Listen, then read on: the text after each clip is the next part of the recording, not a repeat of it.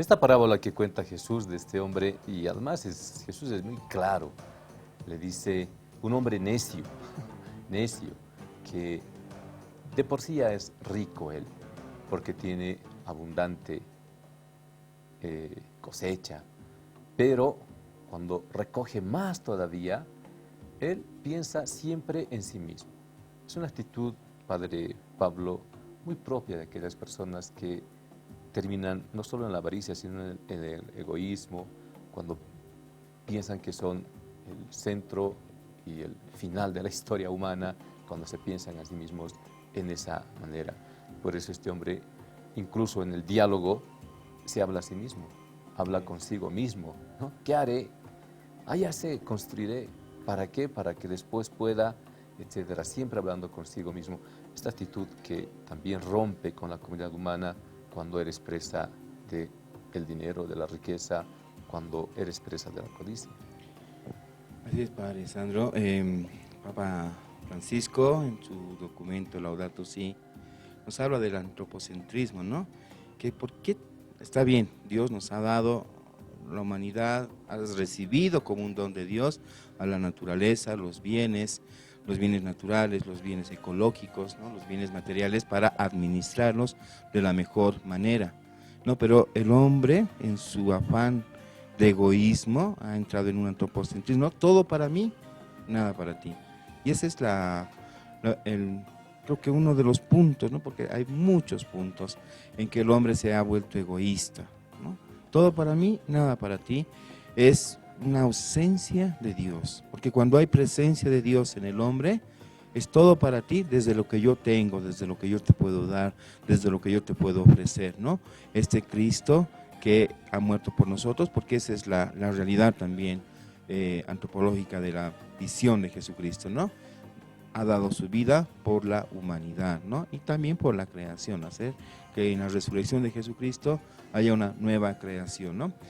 Entonces, cuando habla Jesucristo a través de la parábola, nos quiere enseñar algo más profundo, ¿no? De lo que se debatía. Al principio dijimos, este problema entre hermanos, ¿no? Entre sociedades, inclusive entre países, podríamos decir, que se trasluce, ¿no? Así como que Dios lo va a resolver, y si no lo resuelve, lo resolvemos a la mala entre nosotros. Eso parece que nos dice, ¿no? Y cuando da este mensaje Jesucristo a través de la parábola, dice, este hombre necio, ¿no? Se nota que no era judío, ¿no? Porque él dice, todo para mí recojo, ¿no? Y no nos olvidemos que la institución del diezmo, por ejemplo, en el Antiguo Testamento, era dejar el 10% de tu cosecha, ¿no? Para recordar que tú eras un necesitado y que alguien te ha ayudado, ¿no? Entonces, esa institución, este hombre ya la perdió, porque se alejó tanto de Dios que ni siquiera la ley mosaica le podía decir algo a nivel moral, ¿no? Todo para mí, nada para los demás, ¿no? Haré un granero grande, todo será para mí y voy a ver a quién se lo vendo, ¿no? Al mejor puesto. Y esa es una realidad humana también, ¿no? Cuánta hambre hay en el África, ¿no? Que se podría solucionar tal vez con un desprendimiento de los países más ricos, ¿no? Actualmente hay empresas que han acaparado el bienestar, por decirlo así, de las semillas orgánicas, ¿no? Del maíz, ¿no? Bueno, de muchos productos, ¿no? Han acaparado y solamente hay que comprarles a ellos, ¿no? Esa riqueza que nos puede servir como una riqueza de la humanidad, solo se han acaparado en algunos cuantos, ¿no? A través de la técnica, de la parte científica, que nos ayudan, sí, a vivir, ¿no? La iglesia nunca va a estar en contra de una buena investigación científica, pero sí nos va a escandalizar cuando la investigación científica pueda golpear y hundir a la humanidad, ¿no? Creo que la investigación científica siempre va a ser para la iglesia un bien de la humanidad, porque ayuda y debería ayudarnos a ser más humanidad, ¿no? Pero si la investigación científica se vale de lo científico, de lo técnico para hundir a la humanidad, realmente es un presagio de que el final de los tiempos está cerca, porque el final de los tiempos es alejar a la humanidad de Dios, ¿no? O que la humanidad se aleje de Dios. Creo que la parte científica también hay que traducirla un poquito más. Es un texto bellísimo que da mucho para hablar. Sin duda, se pierde el sentido la relación hombre-Dios, pierde sentido cuando tenemos ídolos como el dinero, cuando el dinero nos hace presa y sobre todo se pierde también el sentido de lo humano, porque muchos ejemplos que mencionaba el padre Pablo, por ejemplo, estas transnacionales como Monsanto, que en nombre de la investigación, manipulación genética, de las patentes, en muchos lugares tiene la exclusividad respecto al uso de semillas, por ejemplo. La industria farmacéutica, que es otro gran escándalo. Hay voces, pero no se habla de estas cosas, donde dicen son las mismas las que crean enfermedades para que después lucren con la salud, lucren con la salud de las personas. Esas son cosas tan escandalosas.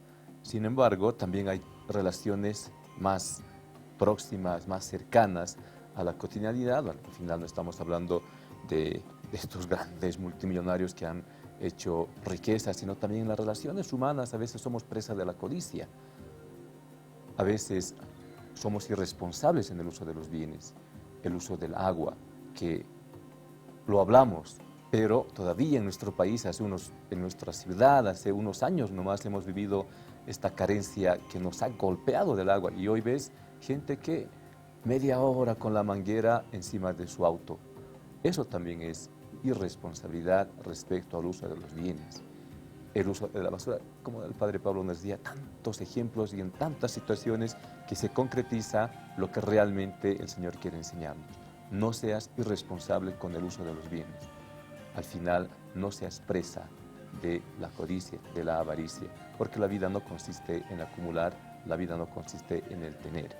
Padre Isaac, hace rato ya hablabas acerca de esta visión evangélica, esta nueva manera de ser en el mundo que Cristo nos ha venido a revelar, y precisamente esta nueva manera está en el compartir de este Cristo que comparte su condición divina con nosotros, asumiendo realmente a toda la humanidad para que esta humanidad se dé cuenta cuál es el horizonte de sentido para encontrar vida eternamente, además, frente a una antropología que es solipsista, individualista, pero además enemigo de su propio hermano, por lo tanto enemigo de sí mismo, porque al final ese horizonte no tiene mucho sentido en la vida del ser humano. Sí, el sentido de la vida humana y la dimensión fundamental de la vida humana y de la vida económica es la comunicación, es el compartir, es la convivencia, vivir con, compartir la vida, comunión de vida, no solo de bienes, primero comunión de vida. Estamos unidos, nos amamos, tú me importas, yo te respeto, yo te valoro, a mí también, y todos en conjunto. Los derechos humanos van por ahí, la dignidad, el reconocimiento de la dignidad de la persona humana, pero no se queda simplemente pues un reconocimiento legal. No, es amor. Lo que añade, los derechos humanos son derechos humanos que tenemos que promover, tenemos que establecer, etcétera, que no se cumplen mayoritariamente. ¿Dónde está el derecho a la salud en Bolivia? ¿Dónde está el derecho incluso a la participación política auténticamente democrática en Bolivia? ¿Dónde está el respeto a la persona, a la mujer, a los niños? No digo en Bolivia como digo en todo el mundo. Entonces no se respeta. Pero es que lo específicamente cristiano va mucho más allá. Es el amor. Desde el amor de Dios, en el amor de Dios, nos tenemos que amar todos. Todos somos sus hijos, todos somos hermanos, toda la fraternidad. Y esto vale para toda la vida cotidiana, la vida real. ¿Cómo es posible que vivamos en una comunidad de vecinos, en un barrio, incluso en una sociedad, todavía incluso en una familia, que la gente ni se conoce, ni hay diálogo, ni hay respeto, ni hay compartir, hay pelea, hay agresión, hay violencia, hay abusos horribles? Pero ¿cómo es esto? Un mundo atroz, inhumano. Entonces, tenemos esto, pero después esto se traduce en la economía. Puede haber gente que nos está escuchando que dice, bueno, pero estos curas hoy, ¿qué pasa? Están hablando de economía, ¿y qué tiene que ver la economía, el Evangelio? La economía está presente con el Evangelio en todo momento, en todos los Evangelios. Jesucristo en parábolas, lo del rico Epulón y el pobre Lázaro, lo del joven rico, el texto de Jesús, el que no renuncia a todos sus bienes no puede ser discípulo mío. No renunciar por sacrificio, por ascetismo, por despreciar a la riqueza, sino por compartir. Vete, vende lo que tienes y dale el dinero a los pobres. Y entonces puedes venir, ven y sígueme. Entonces, esto no nos ha entrado todavía aquí, ni menos en el corazón. A los propios cristianos, a la propia iglesia, incluso la iglesia oficial, con grandes propiedades a veces, no sé aquí en Bolivia, pero en otros países, con grandes propiedades, con grandes monumentos. Eso no es el Evangelio de Jesucristo. La riqueza que lo va acaparando todo, lo va envenenando todo, se va apoderando de todo, hasta del templo. Jesucristo va al templo y coge el látigo y tira todas las monedas del templo, todo el tesoro lo desparrama por ahí. Quiten esto de aquí, por favor. Han convertido la casa de mi padre en una cueva de ladrones, en una casa de negocios. Y el templo es la desvirtuación total. Y entonces tenemos que abrir. Entonces aquí está la economía, vuelvo a decir, es una cuestión de fe. Claro que la fuente es Dios. Jesucristo, el reino de Dios. Jesucristo que además se despoja de todo y se hace pobre para compartirlo todo con los pobres. Una iglesia pobre para los pobres, como dice el Papa Francisco. Pero al final, el test, la prueba definitoria de nuestra identidad, ¿dónde se centra? En el uso del dinero, en la economía. ¿Qué haces con tus bienes? Te apoderas, se han apoderado de tu corazón, quieres acumular, no te desprendes de nada, ves una persona que está mucho peor que tú y bueno, y tú dices, yo no tengo por qué darle porque esto lo necesito yo, pero esa persona lo necesita más, se está muriendo. ¿Cómo lo vas a dejar morirte? Tienes que darle todo lo que tengas si se está muriendo, todo. Entonces, esta clave de economía, no de posesión, de avaricia, de acumulación, de capitalismo, sino economía de comunión. En esta sociedad, en este sistema, todo se compra y se vende, hasta las conciencias, hasta los votos, hasta las adhesiones a veces de tipo religioso, sobre todo de tipo sectario, sectas que te prometen la prosperidad, la riqueza, Dios te va a dar riqueza, eso es una blasfemia, va contra el Evangelio. Te promete, todo se compra y se vende. En la economía humana y cristiana, todo se regala. Nada de poseer, regalar. Todo lo que yo tengo no es mío, es tuyo y todo lo que tú tienes también es mío. Lo compartimos. Y no de tú a tú, sino de nosotros. Todo el conjunto de la comunidad cristiana debiera de definirse por aquí. Y desde aquí proyectar una visión nueva de la vida humana y de la economía para todo el mundo. Sin duda, el principio de la economía tiene que ver con la administración de la casa común, con crear las condiciones y posibilidades para que el ser humano, en su dignidad, pueda compartir, pueda aprovechar en el buen sentido para que tenga vida plena. Pero la economía, cuando se reduce a la crematística, como diría Aristóteles, al final es lucha de negocios. Al final es acumulación, al final son especulaciones y se desvirtúa el ámbito de lo económico, de la administración de la casa común. Y el Evangelio es bien claro porque tiene que ver con la vida. Muchas veces es verdad, escindimos entre la realidad de la vida y la fe, como si fueran dos cosas diferentes. No lo es. La fe no es un accesorio más. Padre Isaac con mucha claridad nos dice, si tu opción de fe no se traduce en tu forma de vida, es una manera de alienarse, de enajenarse. Y claro, hay movimientos sectarios, pero también movimientos sectarios dentro de la misma estructura de la Iglesia Católica que hacen esta decisión. Y hay que estar muy atentos. El Evangelio es un Evangelio de vida, se funda en el amor, y es el amor que le permite a uno salir al encuentro del otro, al encuentro del más necesitado, al encuentro del pobre. Padre Waldo, nuevamente en aquello que el Señor, casi como una sentencia, le dice, necio, esta noche vas a morir, se te va a pedir la vida, porque la vida no es tuya. ¿Y qué harás con todo aquello que has acumulado cuando podías haberlo vivido de otra manera, en relaciones humanas más justas, solidarias? Ya de por sí nos imaginamos otro desenlace de este tener en abundancia, este hombre que piensa en sí mismo, que piensa en seguir acumulando. Tal vez hace rato decías, no llevamos nada, pero la pregunta es, ¿y qué dejamos? ¿Qué dejamos como recuerdo, como consigna, como valor, como enseñanza en aquellos que siguen transitando la existencia humana? Necio, esta noche se te va a exigir la vida, vas a morir, es la palabra para cada uno de nosotros. Ojalá no esta noche, pero nos va a tocar, nos va a tocar. La vida, ni siquiera la vida es nuestra. Entonces hay un error de pensamiento profundo, nos apropiamos de las cosas, de las personas, mi hijo, mi amigo, mi pareja, mi esposa, mi esposo, nos apropiamos de personas, mi trabajo, mi fábrica, mi institución, de las cosas, de los pensamientos, de las creencias, pero hay creencias que están mal de entrada. El otro día estaba en un servicio y estaban pagando las personas y una persona dice, le está pagando y luego se trata, no, le voy a dar este otro billete, dice, un billete de 100 viejo, no los 100 nuevos que tenemos. Entonces, en el pensamiento quizás creemos que por ser nuevo vale más. Un billete de 100, lo mismo que el viejo, el nuevo, vale lo mismo. Pero nuestro pensamiento es el que está mal. Nuestro pensamiento es el que está mal. Pensamos que de alguna manera nos vamos a llevar las cosas a la otra vida. Y eso es un pensamiento erróneo. Lo que nos podemos llevar es la satisfacción que nos dejan las cosas.